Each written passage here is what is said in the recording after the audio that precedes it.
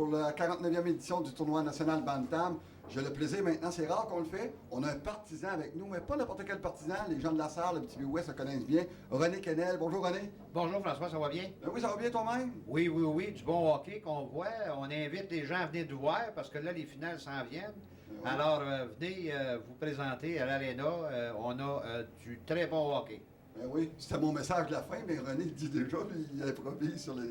Hey René, moi, t'es plus qu'un partisan. Tu n'as vu du hockey, toi, à la salle. Avec les années, ça a changé, ça? Bien, ça a changé un peu dans le sens que les âges ont baissé un peu. Donc, le calibre a un petit peu baissé, malgré que c'est du très bon calibre. On vient de voir du hockey, là. Oui, on vient de voir du bon hockey. Ça joue contact. Et puis, les classes, malgré les âges qui ont baissé, je pense que les jeunes aujourd'hui sont assez rapides. Ils ont des bons lancers. Improvisent un petit peu plus, peut-être que là, 6, 7 ans, 10 ans. Mais dans le temps aussi, il y avait des bons joueurs parce qu'il y était un an de plus là, dans le temps. Là. Alors, on se rappelle des équipes de Mont-Laurier, Val-d'Or, Rouyn-Noranda. Même la Salle avait des bonnes équipes, malgré qu'on n'a pas gagné très souvent. Mais on donnait un bon spectacle. Puis que dire des clubs ontariens? On voit beaucoup de clubs ontariens maintenant. C'est intéressant, le calibre est un petit peu différent. En tout cas, il y a du contact eux autres dès le jeune âge, si on veut. Oui, bien c'est un petit peu ça qui fait la différence entre le Québec et l'Ontario, François, comme tu dis. Ils ont plus de contact. Ils sont habitués à recevoir. Je pense qu'au hockey, c'est sûr que donner un coup d'épaule, c'est important, mais je pense que quand tu apprends, il faut que tu apprennes à recevoir, c'est aussi important, puis accepter que tu as eu une bonne mise en échec, puis continuer à jouer. Des fois, peut-être que nous autres, on a peut-être un petit peu de misère, notre tempérament fait qu'on reçoit un coup, on essaie de répliquer tout de suite, mais c'est pas de même le hockey. Ouais, c'est vrai. Puis René, toi, ça fait longtemps que tu as laissé un peu derrière le banc, tu l'as fait avec les conquérants, mais tu as ton œil quand même observateur là-dessus. Là. Ouais, bien là, c'est plus l'amateur qui parle, là.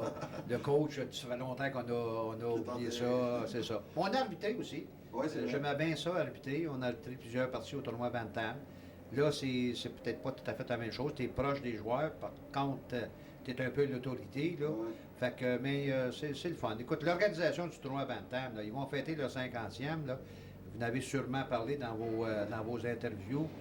Écoute, c'est pas souvent qu'un tournoi se rend à 50 ans. Fait que chapeau à la Serre, chapeau au Club Lyon, je pense, qui ont parrainé ça. C'est toute une organisation. Je pense qu'il a été président, toi, une couple d'années, je pense. Là. Alors, c'est bon. Ouais.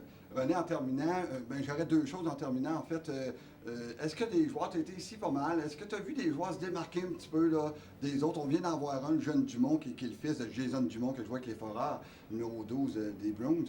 T'as-tu vu déceler un petit peu de talent? Oui, ça en est un, mais celui-là qui joue présentement pour New Liskeard, non, pour Liskeard, okay. Je pense que je me trompe, mais peut-être son numéro, le numéro 19, là, okay. je le trouve assez bon. Je pense que peut-être que ça va percer peut-être dans le junior là, à un moment donné. Ah ouais. As-tu vu des gardiens?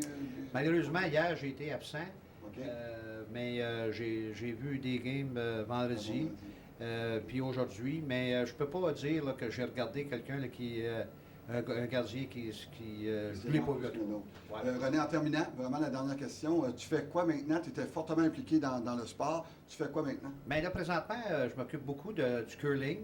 En passant, parce que j'ai le micro, j'invite tout le monde à venir au curling.